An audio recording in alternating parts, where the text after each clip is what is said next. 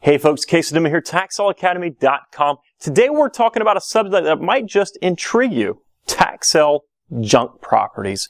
I did a workshop on this exact subject a short time ago, and I received such a positive response inside the Academy, I figured I'd go ahead and throw together a brief video on that subject here for YouTube subscribers and for TaxSaleAcademy.com browsers. Before continuing, we must remember how property gets to the point of being available at a tax sale. What happens is an owner fails to pay the property taxes, and then it starts heading into the direction of some sort of tax foreclosure.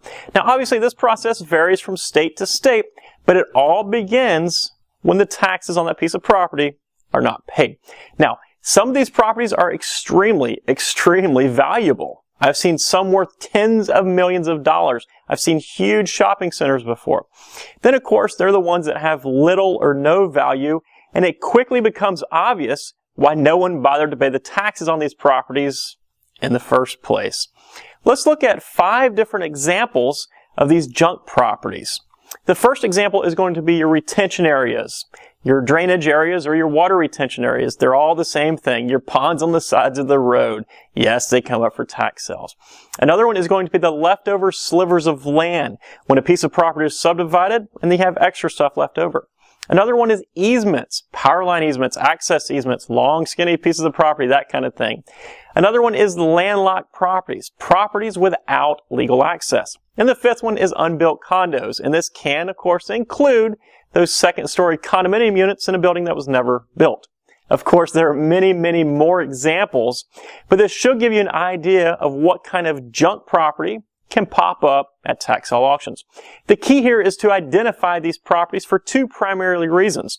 First, so you can mark it as a special kind of property, so you can flag that property right off the bat. And then secondly, so you can dig in farther. It's important to think outside of the box here. A 2-foot by 2-foot parcel looks worthless to most people until you discover that it's in the middle of the land that Walmart is trying to build one of their stores on. Then it becomes very valuable. In the workshop that I was discussing earlier, we discussed these junk properties and how you can potentially identify and use them as profit centers, since most other investors will overlook them. And this can really help you in certain scenarios. The best tip here that I have is to think creatively. Think outside the box when it comes to these junk properties, and for that matter, when it comes to all other properties. If you think outside the box, if you think different than other people, then it could potentially lead you to very good returns on these investments.